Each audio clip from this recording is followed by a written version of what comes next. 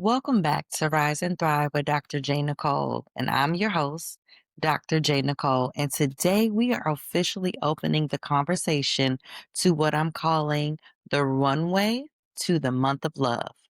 February gets all of the attention, the roses, the dinners, the captions, the pictures.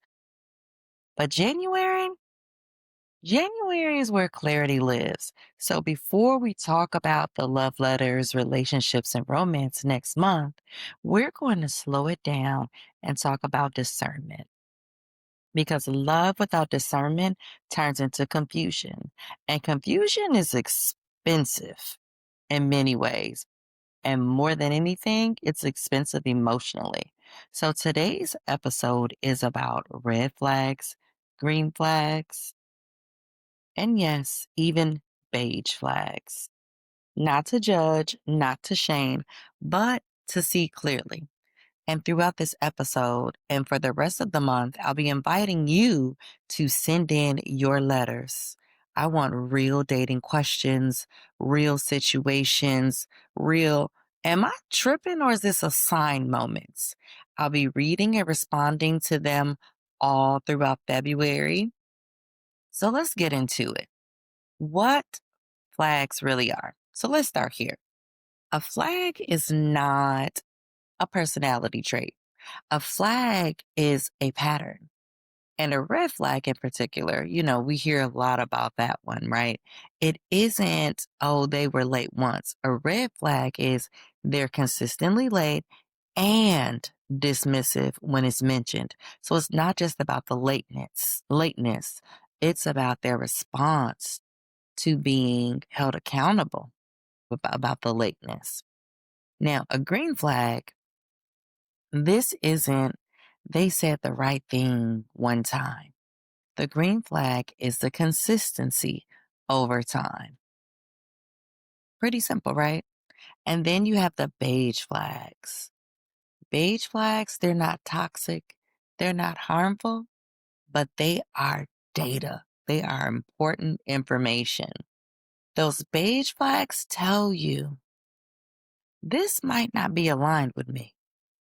That beige flag is that thing that gives you a little bit of pause, that thing that makes your eyebrow go up, or that thing that just doesn't settle right.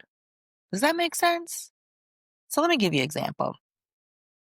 Beige flag. So like they're kind, but they're emotionally unavailable. Right? So like you want to engage with them. There's not a clear no, but it's like, you don't quite know where you stand, right? So like they're stable, but you feel like you're doing all of the emotional labor. And there's nothing wrong with it. It just isn't right. And it may not meet your needs and where you are right now. So here's the key. You don't need a villain to choose differently. And I think a lot of times we lose a lot of our time and we invest emotionally with people who are kind, but they may not truly be available for what we desire. And there's almost like this notion like they have to be the awful person for you to not give them a chance. Or that classic, oh, well, you never know. You should give it a try, right? And then before you know it, you're locked in with this person emotionally, and you're not quite getting your needs met. Something's missing, and it's not all bad. You'll connect with them, you'll have a great time with them, but there'll be something missing. Okay, so let's shift a little bit, and we're going to talk about common red flags that sometimes we explain away. Have you ever heard anybody say, oh, they're just busy? Oh, they just, she's just a little bit guarded. They've been hurt before. That they've been hurt before, oh, baby, that got me in so much trouble, y'all. And it cost me many years of my life. And when you know better, you do better. And also understand these things could be very true. Just because somebody might be busy, guarded, or they've been hurt before, that doesn't disqualify them. However, the context matters and how they show up matters. Compassion matters. And patterns, they matter more. Like I said, patterns are data. People show you who they are. They also tell you who they are. Are you listening? Are you watching? And I'm not saying this to say you have to like be on guard and keep your head on swivel, but pay attention to how you feel in your body when you're with people, when you're experiencing things with people. And one of the most common modern red flags is that we get caught up in that intense chemistry. But you have to understand that intense chemistry with no follow through is really just inconsistent communication that leaves you anxious. It's big talk, small effort. They don't follow through. Or it could be avoidance disguised as independence, which makes you feel like you're asking for too much when you really just seek and desire clarity. And here's a hard truth, said gently. If someone requires constant interpretation, it usually isn't healthy. It's not, because that means that there's a lack of clarity. Now, I do also want to encourage you to ask if you're not asking for the clarity, that's different versus asking for the clarity and continuing to get vague responses, or they avoid, or they pivot, shift topic, or um, sometimes they use gestures or even affection gifts to also throw you off. And this can, for some people, be a familiar pattern. If you've experienced inconsistency earlier in your life, whether in prior romantic relationships, dating, um, with your parents, within your friendships. And we'll talk more in part 3 of this series about attachment in dating and how, about how that shows up and how, um, yeah, and impacts the way that we date. And sometimes we repeat patterns from prior seasons of our lives without recognizing that that's what we're doing. And so we can find ourselves reliving trauma. It's different players, but it's, or different actors and actresses, but the same script. And it ends sort of in the same way. And you deserve someone where there's chemistry, where there's follow through, where there's consistency, where you feel calm, your nervous system is at ease. They talk big and the effort matches, right? Or you want them to underpromise and over deliver, if nothing else. You deserve to feel like what you're asking for isn't too much. That is just enough. And the person that's for you, they won't feel that way. And just know that peace doesn't require decoding. Okay. So now let's talk about our own flags. Yes, you got flags too. Even if you're not always the one carrying the obvious green flags, you have your own flags, because maturity is realizing I also bring patterns into relationships, right? So some self-awareness questions that'll help you. What do I excuse early that I resent later? So this is where you're going to go back and look through your own relationship data. You know what you lived through, and it's easy to make others the villain without just looking at the role that you played. They could have been a villain, but you could have also been a culprit in the situation and things not going the way that you like. So, what do I excuse early that I resent later? Now, this one is tough, y'all, because self abandonment in relationships is a real thing. So, you have to ask, where do I abandon myself to keep connection? I know that just hit for somebody. So, what does self abandonment look like? That's saying yes when you really mean no. That looks like poor boundaries or a lack of boundaries. It looks like overextending in relationship. It looks like overperforming to be loved, feeling like you have to earn love, that it has to be hard. It doesn't have to be hard. It does require commitment, because love is a choice and love is an action. So don't confuse action with it having to be hard. Okay. All right. The next self awareness question. Do I confuse intensity with intimacy? Now that's the one, right? Because a lot of people feel like, it just isn't hidden. You don't have that thing. And that's the chemistry that people are looking for. And chemistry alone is not sustainable. It's just not sustainable. I'm not saying don't look for chemistry. That's a very important thing. But you need intensity as well as intimacy. All right, this next one, and these are tough questions, I know. Do I stay longer than necessary, hoping someone will change? Let that sink in. And I want to also be clear that this is not about self blame. This is just really taking stock of yourself, your own behaviors, doing your own personal inventory and relationships so that you get what you desire.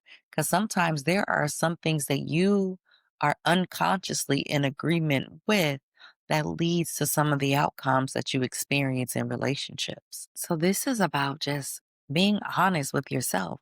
And if you can't be honest with yourself, what does that look like in relationships, right? Like, are you going to be able to be honest with them in the relationship? It's so important that you can do this work first, right? Because remember, this is the runway. We're getting you ready for February. We're getting you ready for love.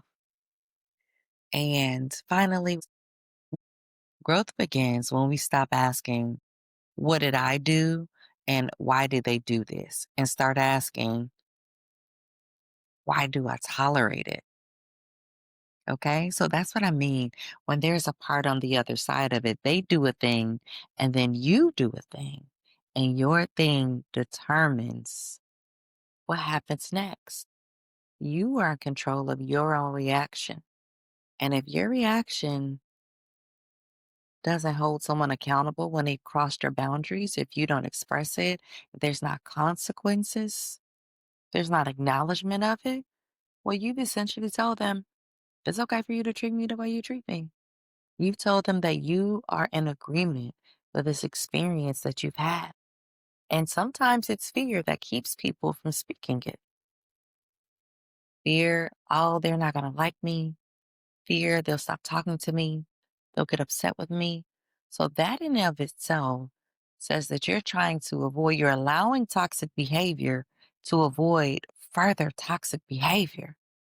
So essentially, you're signing up for a toxic relationship without even knowing it in the beginning. And if you've had so much of that intensity, that intense chemistry, oh man, you're essentially you like high on love hormones, right? Like you're wanting to preserve that oxytocin, all those endorphins, the dopamine hits that come with being in a new romantic situation. I forget what year they did the study, but there was a study that showed two brain scans, one of a person in love and the other of a person on drugs. The brains were lit up in the same places. There were slight differences, but you could see that there was definitely a correlation between the chemicals that are released in the body and what happens in the brain with a person in love and a person on drugs. And so if you found yourself tolerating behaviors that you really don't want to, you're just looking for that next dopamine hit, that next oxytocin hit, that next Vesiprocin hit for the fellas. All of that. It's a thing, y'all. Okay. So this is where you come in, right? So all throughout February, I'm going to be reading your dating and relationship letters on air and responding to them. You can write in whether it's anonymous or named, it's completely your choice. I want you to send in letters about experiences you've had, about mixed signals, red flags you ignored, situationships, dating after heartbreak, trying to date differently, but feeling stuck. If you've ever said, I don't know if I'm overthinking or overlooking something, this is for you. I want you to write in. I want to hear about your experiences and I want to help you gain understanding to your patterns, your insight. and just, see if we can move you forward to healthier relationships because February is for you. So see submission details in the show notes, but you can also send them to info@evolvedrjnicole.com. You can send them to DMs on Instagram. So I want to hear from you. And more than anything, I want to help you move closer to finding that love that you desire and deserve. So make sure you send those in as soon as possible. And as we close today, I just want to leave you with this. Discernment is such a very important part of dating. And discernment is not fear. Discernment is about self respect, it's about listening to your body, paying attention to what you're feeling, what you're experiencing, okay? Clarity is not cold. Clarity is actually very kind. And most of all, the clarity is kind to you so that you can make an informed decision and, again, get the love that you deserve and you desire. So, next episode, we're going to be talking about dating in the age of social media, algorithms, and where attention looks like it's winning over intention. But until then, I want you to remember you are allowed to choose peace, even if it costs you chemistry. You deserve peace and chemistry. Well, thank you for tuning in for another episode of Rise and Thrive with Dr. J. Nicole. This special edition, this is called Before the Roses, to get you all ready for the month of February. And I will be dropping special colors of merch. Make sure you check it out. We're going to have them in reds and pinks. I'm also going to do something very special for the month of January. In addition to the love colors, I will be releasing some special editions dedicated to the Divine Nines of the National Panhellenic Council.